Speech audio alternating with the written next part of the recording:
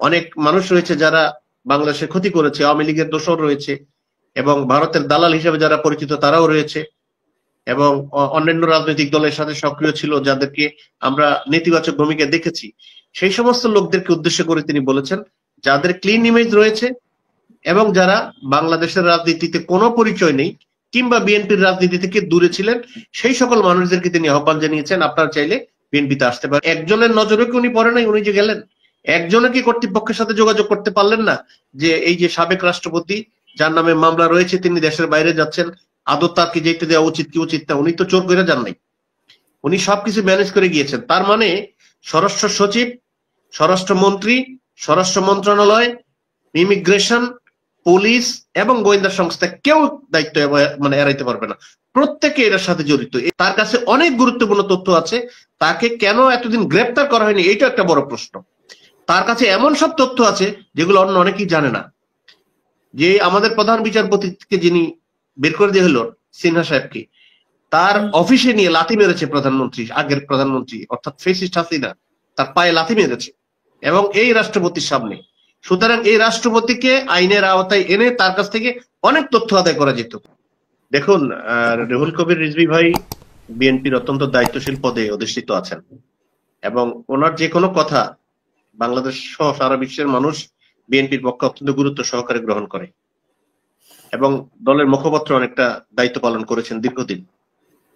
তিনি যদি কোনো কথা বলেন সেই কথার গুরুত্ব আছে, কিন্তু যে কথাটি ওনার নামে প্রচার করা হয়েছে গণমাধ্যমে, সামাজিক যোগাযোগ মাধ্যমে যেসব কথা এসেছে সেগুলার কিন্তু তিনি প্রতিবাদ করেছেন এবং একটি সংবাদ সম্মেলনের মাধ্যমে তিনি প্রতিবাদ করেছেন এবং বলেছেন যে তার বক্তব্যকে বিকৃত করা হয়েছে। আমি যেটা নিজেও টেলিভিশন স্ক্রলে দেখেছি, তিনি বলেছেন যে ক্লিন ইমেজের যারা আওয়ামী লীগ করতেন তারা চাইলেই বাংলাদেশ জাতীয়তাবাদী দলের সদস্য হতে পারবেন। আসলে বিষয়টি তা নয়। তিনি বলেছেন যেটা, সেটা হলো তিনি বলেছেন যাদের কোনো রাজনৈতিক পরিচয় নেই কিংবা যারা বিএনপি থেকে ইতিপূর্বে কোনো কারণে চলে গেছেন, বিএনপির লোক ছিলেন কিন্তু বিএনপি করেননি দীর্ঘদিন, কিংবা বিএনপির লোক ছিলেন না কিন্তু বিএনপি পরিবারের ছিলেন, বিএনপির রাজনীতিতে অংশগ্রহণ করেননি এবং যাদের কোনো রাজনৈতিক পরিচয় নেই, সেই সকল মানুষদেরকে তিনি আহ্বান জানিয়েছেন, আপনারা যদি বিএনপির আদর্শিক যেই নীতি রয়েছে সেই নীতি যদি বিশ্বাস করেন, বুকে লালন করেন এবং পছন্দ করেন, সেক্ষেত্রে আপনারা বিএনপির সদস্য হতে পারবেন। সুতরাং তার এই বক্তব্যটিকে ভুলভাবে প্রচার করে কোন একটি মহল বা কোন একটি কিভাবে আসলো? আওয়ামী লীগ শব্দটা তো যে ক্লিন ইমেজ, মানে ক্লিন ইমেজের ক্লিন ইমেজ বলতে তিনি পরিষ্কার করেছেন, ক্লিন ইমেজ বলতে তিনি বিএনপির লোকদেরকে বুঝিয়েছেন এবং যারা সাধারণ নাগরিক যাদের কোনো রাজনৈতিক পরিচয় নেই, যাদের ক্লিন ইমেজ রয়েছে, সাধারণ নাগরিকদের মধ্যে তো অনেক দুষ্কৃতিকারী রয়েছে, অনেক সন্ত্রাসী রয়েছে, অনেক মানুষ রয়েছে যারা বাংলাদেশের ক্ষতি করেছে, আওয়ামী লীগের দোসর রয়েছে, এবং ভারতের দালাল হিসেবে যারা পরিচিত তারাও রয়েছে, এবং অন্যান্য রাজনৈতিক দলের সাথে সক্রিয় ছিল যাদেরকে আমরা নেতিবাচক ভূমিকা দেখেছি। সেই সমস্ত লোকদেরকে উদ্দেশ্য করে তিনি বলেছেন, যাদের ক্লিন ইমেজ রয়েছে এবং যারা বাংলাদেশের রাজনীতিতে কোনো পরিচয় নেই কিংবা বিএনপির রাজনীতি থেকে দূরে ছিলেন, সেই সকল মানুষদেরকে তিনি আহ্বান জানিয়েছেন, আপনারা চাইলে বিএনপিতে আসতে পারেন। এবং আমি মনে করি এটিকে যুগোপযোগী সিদ্ধান্ত এবং যুগের সাথে সময়ের সাথে তাল মিলিয়ে তিনি যে কথা বলেছেন এটা 100% আমি সমর্থন করি এবং বিএনপির একজন কর্মী হিসেবে আমি মনে করি এটা সুন্দর একটা আহ্বান তিনি জানিয়েছেন। আমি সেকেন্ডলি আপনার কাছে যেটা জানতে চাই যে এত কিছুর পরে আব্দুল হামিদ কিভাবে দেশে, এবং এই 9 মাসে ওনার নামে তো মামলা আছে, ওনাকে কেন গ্রেফতার করা হয়নি এবং নিরাপদে উনি কিভাবে মধ্যরাতে বের হয়ে যেতে পারলেন, আপনার কি মনে হয়? এই বিষয়টা নিয়ে আমি আপনার সাথে একমত। আমারও ঠিক একই প্রশ্ন জাতির কাছে, এই দেশের মানুষের কাছে, বিশেষ করে এই অন্তর্বর্তীকালীন সরকারের কাছে, কিভাবে তিনি গেলেন? তার বিরুদ্ধে কিন্তু একটি মামলা আছে এবং সেই মামলায় তিনি 3 নম্বর আসামি। মামলাটি একটি হত্যা মামলা। এখন প্রশ্ন হলো, আমাদের সেনাবাহিনীর একজন মেজর জেনারেল যিনি রাষ্ট্রপতির এবং প্রধানমন্ত্রীর সাথে দায়িত্ব পালন করেছেন, তাকে গ্রেপ্তার করা হয়েছে তার বাড়ি থেকে। কারা তাকে গ্রেপ্তার করিয়েছে? তারাকে গ্রেপ্তার করিয়েছে ছাত্র জনতা। যশোরের তার বাড়ি থেকে তাকে গ্রেপ্তার করিয়েছে, পরবর্তীতে তিনি জামিনে আছেন। General lieutenant general Moinul Islam, যিনি একজন বিজিবির একসময় মহাপরিচালক ছিলেন, তাকে এয়ারপোর্ট থেকে ফেরত পাঠানো হয়েছে। তার নামে কিন্তু বিদেশে যাওয়ার কোনো বিধিনিষেধ ছিল না, তাকে ফেরত পাঠানো হয়েছে। তাইলে ইমিগ্রেশনে যারা দায়িত্ব পালন করছেন বা দায়িত্ব পালন করেছেন তারা কিভাবে আব্দুল হামিদকে ছেড়ে দিলেন? তারা তো পত্রিকার পাতায় দেখেছেন, তারা টেলিভিশন স্ক্রলে দেখেছেন যে আব্দুল হামিদের নামে মামলা আছে। তারা কি একবারও কর্তৃপক্ষকে জিজ্ঞাসা করেছেন? যদি করে থাকেন তাহলে স্বরাষ্ট্র মন্ত্রণালয়ের দায়িত্বটা কি ছিল? স্বরাষ্ট্র মন্ত্রণালয়ের লোকই তো এয়ারপোর্টে, ইমিগ্রেশন কারা দেখে? স্বরাষ্ট্র মন্ত্রণালয়ের লোকেরা দেখে। ওখানে এনএসআই আছে, ডিডিবি আছে এবং 16টি সংস্থা।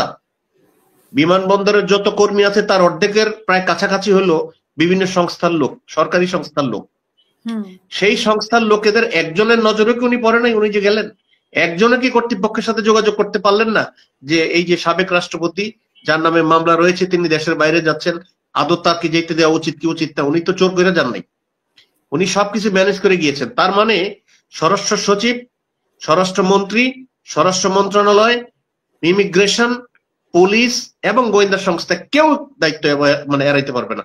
প্রত্যেকে এর সাথে জড়িত, এই ঘটনার সাথে প্রত্যেকের দায়বদ্ধতা রয়েছে, প্রত্যেকেই এই ঘটনার দায়বদ্ধতা বহন করতে হবে। কিভাবে তিনি গেলেন? তার বিরুদ্ধে বিদেশ যাওয়ার ব্যাপারে কোনো বিধি নিষেধ ছিল না।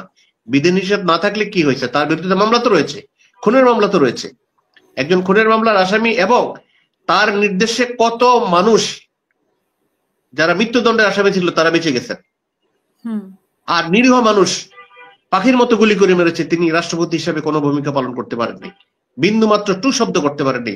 হাসিনার কথা হুবহু পালন করা ছাড়া তার মুখ দিয়ে একটি টু শব্দ বের হয়নি।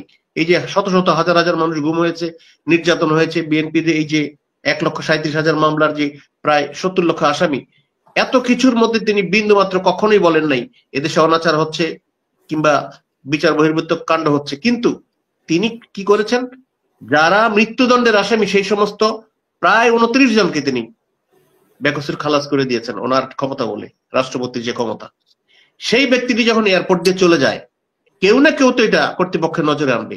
ইন্টারিম গভর্নমেন্টের যিনি স্বরাষ্ট্রমন্ত্রী আছেন, আমি মনে করি সবচেয়ে বড় ব্যর্থতা তার, তারপরে স্বরাষ্ট্র সচিব এবং স্বরাষ্ট্র মন্ত্রণালয়ের সকল কর্মকর্তা এবং ইমিগ্রেশনের পুলিশের আইজিপি সহ ইমিগ্রেশনের দ্বারা দায়িত্ব পালন করছে, প্রত্যেককে এর দায় ভার বহন করতে হবে। কিভাবে তিনি গেলেন এবং তাকে যেতে দেওয়া মোটেই উচিত হয় নাই।